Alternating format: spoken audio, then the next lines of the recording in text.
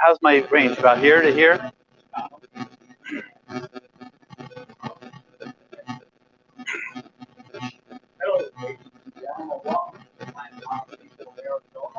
We just finished our 268 consecutive walk. And tonight we have one of our illustrators, Mark Wuolle, that's going to be talking about a very important health intervention that can extend your life. I think it's done a lot of research in this area. I think what he has to say back to health a few years ago in an introduction that probably 4 years ago that it changed my attitude about health. Mark, take it over. Thank you, Tom. Good evening, everyone. And my name is Mark Wuolle. I love researching health topics and a bunch of other things. And I do my independent research. I'm not funded by anyone. It's all privately done, funded by me mostly. And this is one of my very favorite topics. So I'd like you to hold questions until the end. The last time I gave this talk here, it was just so much back and forth. It was hard. So let's think of some good questions, and we'll have some discussion and questions at the end. So as Tom said, there's all these health claims out there and health interventions. You know, there's supplements, and there's programs, and there's coaches, and there's, you know, Mayo clinics, and there's all these things, and these special diets. There's probably, what, 1,000 different diets out there that all claim health benefits, right? So how do we sort through all these health claims of all these different things that are designed to make us healthier and extend our life? So I've come across something that I think is profound, but it's so simple, it's profound. And it makes also some very good claims for extending health and life. So it's one of the most effective ones. So this one has no side effects, okay? There's no known side effects to this one. And the cost is relatively low. In fact, it's free. So now you think, well, okay, so what? You're some kind of scam artist, because how would it not have side effects, and how could it be free if it was worth anything? Because don't you get for what you pay for? Isn't that what we always learn? So this health intervention has been documented by multiple studies to reduce the chances of diabetes onset by 58%, reducing blood pressure by 20% for people who do this regularly. Hip and knee problems, reduction of about 40%. And arthritis, for example, arthritis or fractures, those kind of things. And this is the most amazing one to me. Anxiety and depression reduced by for the onset of that 47% reduction. And even more astounding to me is over 50% reduction in dementia and Alzheimer's by this intervention. And I know there's a lot of new interventions out there that claim that they help dementia and Alzheimer's, and they cost a lot of money, and they're made by big pharma. So they're pushing it very hard these days. They want doctors to ask questions about our brain health and mental health, and then prescribe something to help our cognitive abilities. So anyway, this intervention has amazing physical benefits, but it also has amazing mental benefits. And as I get older, those mental ones even become more important to me. So the intervention, you probably know, is walking. Or if you want to make it more general, we can call it physical exercise. Okay, physical activity is the government's name for it, physical activity. But it's also some cardio activity. It's not just going in there and pressing iron, which is good. There's nothing wrong with that. But this has some degree of cardio to it. So that's what the studies found, that you need this dosage of cardio. And what is the dosage to give you these amazing benefits? You know, the reduction in Alzheimer's, the dementia by over 50%, things like that. Diabetes by over 58%. So the dosage to get those benefits is 30 minutes a day, 5 days a week. For those claims to be true, that's the dosage. So 30 minutes of walking or physical activity with some cardio in there, okay? So the walk, let's talk about the speed of the walk. It's not like walking your dog and just, going slow. An old dog. Let's say you have an old dog and you think, I'm getting my exercise. I walk my old dog every day. You walk to your neighbor's house, and then, but you're going slow. You're not really walking. We're talking walking. You don't have to be speed walker like Olympics, but you should have a good pace. Okay, a good pace, and you can do that. You can have a conversation with someone doing that if you want to walk with a friend. So let's look at another aspect of all this. What are the best predictors of premature death, meaning dying before you should die? Okay, some of the ones that are on there, and I want you to tell me which one's the highest. Okay, I'm going to give you 5 choices for causing premature death: smoking, obesity, diabetes, high blood pressure, and little or no exercise. Tell me which one of those is the best predictor of early death. Okay, when somebody said obesity, very good. Smoking. And somebody else said little or no exercise. And what about high blood pressure? Yeah, these are all predictors of early death or premature death. All these are. But what's interesting is they've ranked these in order of how dangerous they are. And number 1 is no exercise. It is even higher than smoking. And high blood pressure and smoking are pretty much tied for number 2. So obviously these are all important. But no exercise is number 1. You can have obesity and exercise, and you may do okay. But if you have obesity and no exercise and high blood pressure, let's throw smoking on there too, it's a recipe for early death. So the less you have of these. But the most important one is no exercise to predict early demise. Okay, and that's both mental demise and physical demise. I always find that astounding when I revisit that because it's kind of shocking to me. So we talked about the dosage is, what is the dosage? 30 minutes a day, 5 days a week. Okay. So we all should be able to do that. But let's talk about some factors of why it's harder and harder to do that sometimes. Let me ask you this. Who in here, by show of hands, either walked or biked to school pretty regularly during their youth?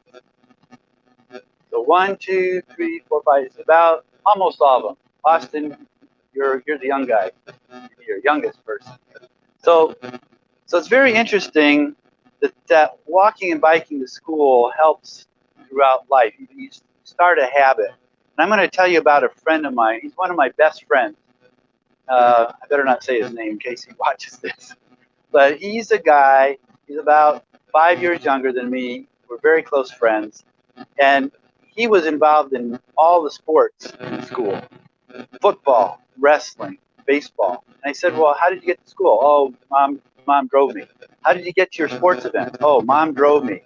To tournaments, practices, all these things. Driving, but super much activity. Now, fast forward into his 50s, he's has diabetes, he's had cancer, he's obese, like pretty obese, like more than just like 10 or 20%, like pretty serious. And so he never developed a walking habit. So I just find that interesting. One example doesn't really prove anything, but he's someone I'm very close to. And I didn't really do much sports, but I walked and biked to school. And I've always had in my brain, even since I was a young kid, I need to walk. I need to ride my bike. It was in my brain. I don't know why. So it's still in my brain. It won't go away. I still think a lot about walking and biking, especially walking. So let's talk another little side track here. when COVID hit, before any of us had figured out what they viewed about, when it was still a big mystery, those early months before people started sorting through what narrative they believed, I just thought, you know what? I need to do two things. I need to walk every day if I can. And I was in Massachusetts then, it was cold. And I thought, I need to get my vitamin D. I think those two things are super important. So I focused on doing that. And I want to tell you, I did one of them right and one of them wrong. I did walk every day, and I go out and roll up my sleeves, even though it was cold out, and I, expose some skin, like just walk and have a good walk. Well, the walking was really good, but I really didn't understand the vitamin D. So quick sidetrack on that. What I've learned in the last several years, and I gave a talk on vitamin D a couple years ago, is that for you to get vitamin D from the sun, one rule of thumb that keeps it very simple. Your shadow needs to be your height or shorter than you. I was taking these walks like just before dark, when my shadow extended across the street. I'd walk on a sidewalk and there's my shadow on the other side of the street on the next sidewalk. So I really wasn't getting any vitamin D benefit, even though I had my skin exposed and thought I was doing the right thing. So what a natural thing to do together. Do your walking, your 30 minutes a day, and do it when your shadow is shorter than yourself. You get all these benefits that we mentioned earlier about the health protection, the health intervention, and you also get your natural source of vitamin D. And supplements are okay, but the natural vitamin D stays in your system longer. I don't know why, but the curve where it falls off in effectiveness, it lasts a couple days longer. There's still something about getting it from the sun that's beneficial. Anyway, thanks for that side note. Now, a lot of people, when they hear physical exercise, they think, well, I swim every other day, or I bicycle. I do a century once a month. A century is 100 miles.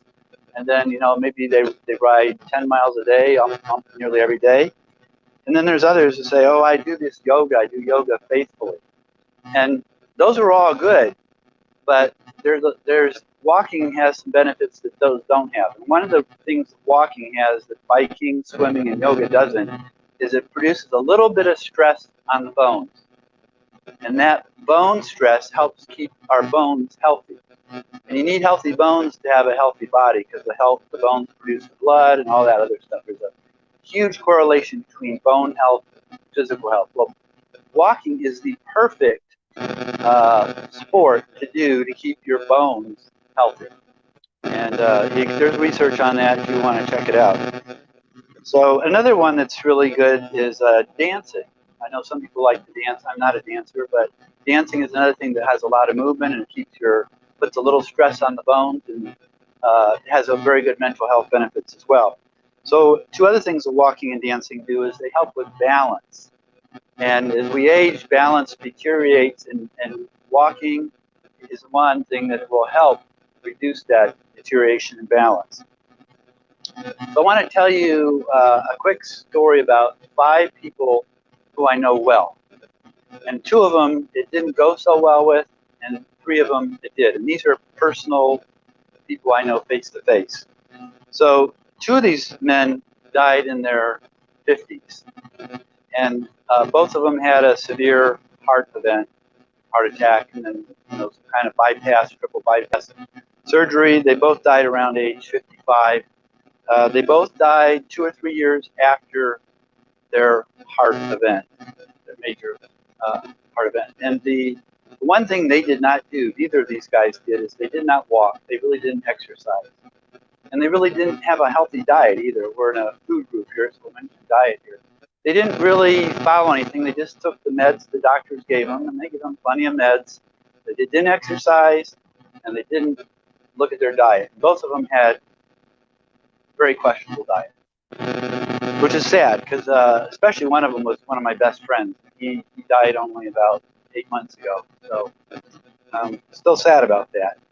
Now I want to tell you about 3 other men who I know who had a different outcome. There's a guy named John, and at age 67, he had a major heart event with a bypass surgery, maybe triple bypass. But he was a regular walker, and as soon as he had the strength after his surgery, he started walking again. He walked every day. He lived in Scottsdale. He'd walk to the senior center. He'd walk for his meals. He'd walk to the bus stops to go to the grocery store. But walking was an everyday activity for him. And he lived very well until his final few months, and he died at age 87. Not bad for a person who has a major heart event at 67. Much better outcome than those other two friends of mine. Another friend of mine, his name is Tom, not the Tom here, but a different Tom. In 2017, he had a major heart event, and it was so bad that they said he only had 11% heart function. Heart could only function 11%. And if 11%, you're on the list then for a heart transplant. You're on the waiting list. So he was in the hospital about a month, and they said, we don't have anything, and we just can't keep you here forever. You need to go home, but as soon as we get a heart for you, we're going to call you, and you come right away, and we're going to give you a new heart. So I asked Tom, I said, see if your doctor will let you walk.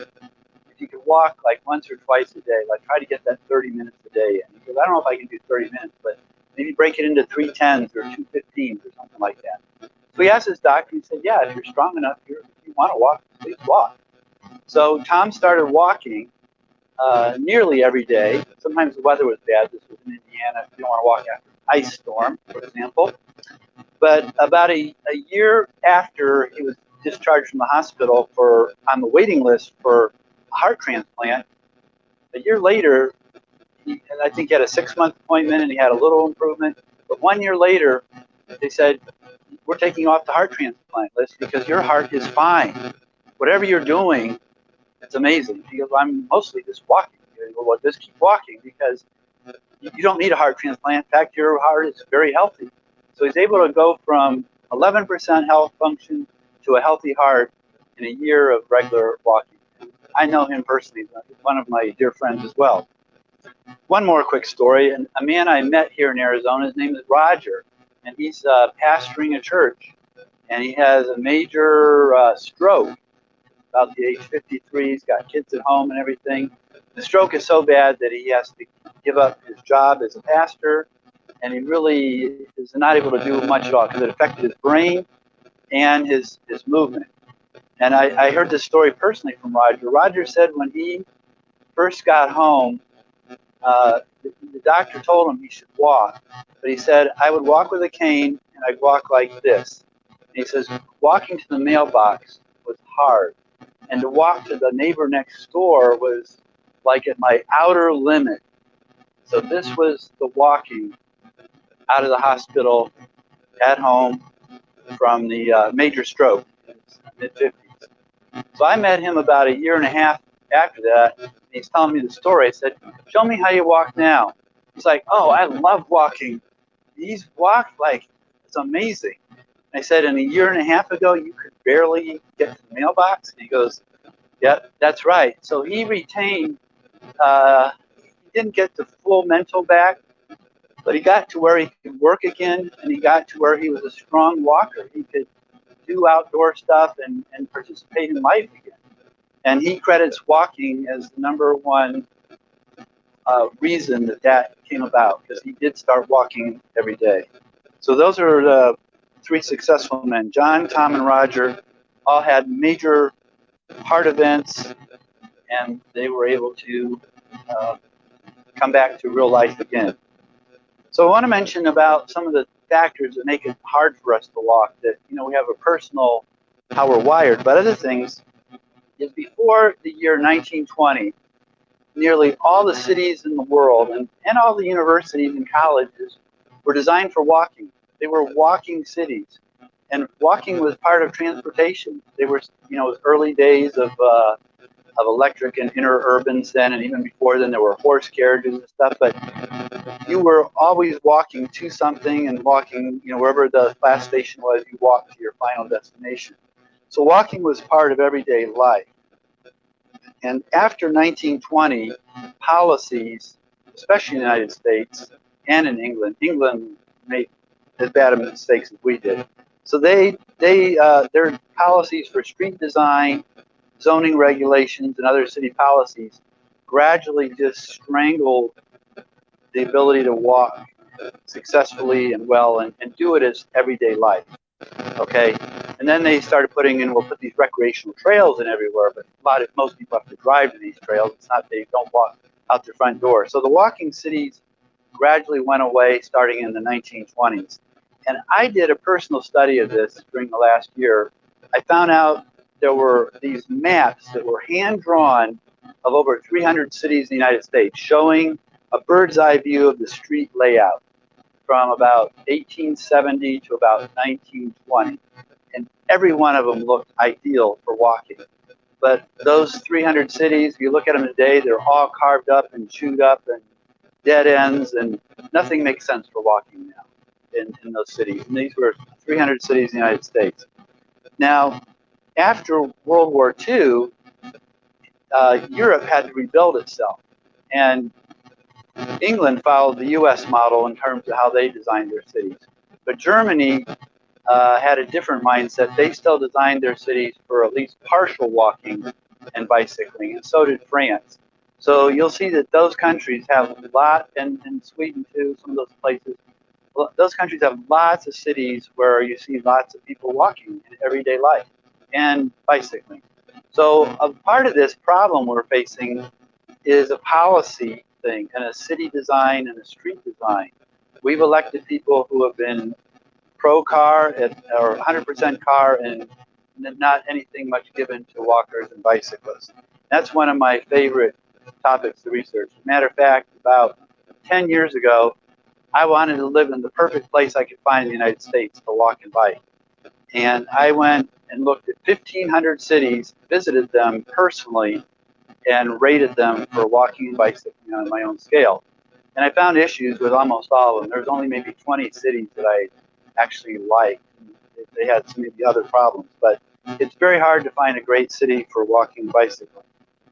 So, and then switching gears here, I want to talk about senior living. And senior living, unless you're talking about mobile home parks, especially Florida's got some good ones, a lot of people walk. But when you get old enough that somebody, a relative, a nephew, a daughter, or someone says, you know, Mom or Dad, I think it's really time for you to, you know, maybe go look at those senior living facilities, an assisted living, maybe an independent living, or hopefully not even a nursing home, which is the final step. And I found out as I've studied around the United States that most of these senior living facilities are put on places where you wouldn't even want to walk because they're on busy roads and it'd be dangerous. And most of them have policies discouraging walking, like maybe you can't walk. You can walk the hallways inside, and if they have a backyard, and many of them don't have a backyard, you really have very limited walking. So what happens is you've already are downhill enough that someone's taken the keys away from you, and you got that way maybe because you didn't walk much, and now you're put in a place where you can't even walk much, or maybe very little, and your deterioration is going to go a lot faster. And young doctors know this, older doctors might know this, but in medical school today, they teach you, if you want to get the best predictor of how someone over 70 is going to fare the rest of their days, just ask them to walk down the hallway and back. So just ask them to walk. And if you see them struggling and walking, they're not going to probably say anything to you, but they're going to put a note in the chart. Maybe 7 years left, maybe. You can fact check that. They're watching how you're walking, and they're going to ask you to walk, and they're going to look at that. So you know what the old saying about use it or lose it? Walking is one of those things that, especially as we age, you have to use it or lose it. Now, I know so many people, even 15, 20 years younger than me, who struggle to walk. And I walk with this one guy in Indiana. He's like 46 years old or something. He goes, Mark, I don't know how you do it. He goes, I can't keep up with you when you walk. He goes, in those hills especially, he goes, I don't see how you do it. And it's like, I've just been doing it all my life, you know, but here's a guy, like 46 years old, struggling to walk with me. So anyway, it's very sobering. So anyway, I did this study on where to live, and I kind of figured out that Europe and Japan are probably the most friendly places to walk in. Europe, Switzerland's pretty good too. Yeah, very good. But Japan's good, France, Germany good, Sweden, Finland are pretty good. Not everywhere. The Netherlands is very good. Actually, they're the best country for bicycling. Anyway, so I decided to live mostly in Arizona and Florida because at least I could get some walking in. All right, but now I'm getting ready to leave Arizona and go visit my friends in Indiana, which is by Purdue University. And I want to make a plug for that because Purdue is really, when I was I went to Purdue, but Purdue is a walking campus. More people walk there. Like you go to campuses all around the United States today, there's buses everywhere, there's all kinds of things, but there's parking lots everywhere. But Purdue did something very ingenious about 20 years ago, and they've kept it. They decided to put all the transportation on the outside. They closed the campus to through streets. No more cutting through with buses or cars. And they put all the parking lots on the perimeter too. So they closed all the through streets, made them dead ends, just for delivery, for food or whatever. And so Purdue was a wonderful walking campus when I went there quite some years ago, but it's even more so now. I don't know anywhere else in the United States where I see more people walking regularly. So I had this opportunity to visit there once in a while, and I'm really excited to live there. Now when you get outside of campus, it falls off really quickly. It becomes totally car-oriented, and it's no fun. But when you're on the campus or right a few streets near the perimeter, it's an amazing place, and I see more people walking there than any similar sized city, not more than New York, but let's say any similar sized city or location in the United States. Walking is part of everyday life there. So I'm excited I get an opportunity to go there once in a while. And we're just about wrapping it up here. I want to recommend a YouTube video to you. And some of you have seen it, and it's worth watching again if you have seen it. It's only 9 minutes long. It's produced by a Toronto MD doctor named Mike Evans, and it's called 23 and a half hours. So 23 and a half hours YouTube video by Dr. Mike Evans. And why such an unusual title? Remember when we said how many minutes, what dosage do we need of this physical activity and walking? 30 minutes. So his point is, can't you do the rest of your life in 23 and a half hours? You're sleeping, you're working, you're socializing. Can't you do all that in 23 and a half hours and carve out 30 minutes a day for walking? Just a couple of last little tangential thoughts. Many of my longtime best friends over life have been people that I did a lot of walking with, hiking or doing things, but friendships developed, and they became deep friendships that developed while just slowly walking or walking in woods or things like that. So walking is an amazing relationship building activity as well. And then finally, I want to mention that the Bible uses the word walking a lot too. And it's talking about the physical, but there's also a spiritual element. And in parts of the Bible, it mentions walking with God and things like that as a synonym or as an analogy for a relationship. Walking with God means following God and having a relationship. So God designed us, if you believe in God, and He designed our bodies for walking. And there's no other activity that I know of that benefits every different system. I think there's 9 different systems in our body. I know of no other activity that benefits all 9 systems. And God designed us for walking, and He knew that that would help us to increase our health. So that ends the talk, and I'd like to open it up for questions and discussion. Thank you.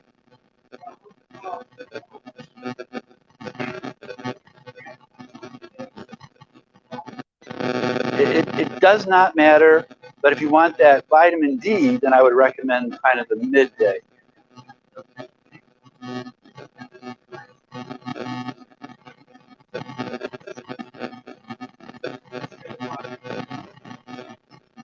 That might be true. I don't know. And some people recommend taking, 2 15-minute walks to get your 30 in rather than just all at once. It really doesn't matter. It might matter, but I don't know. How's that? Yeah. I don't know. There's my answer because I have not researched that. But I think those are great questions. Yes. Well, we're in Arizona, so that's very practical.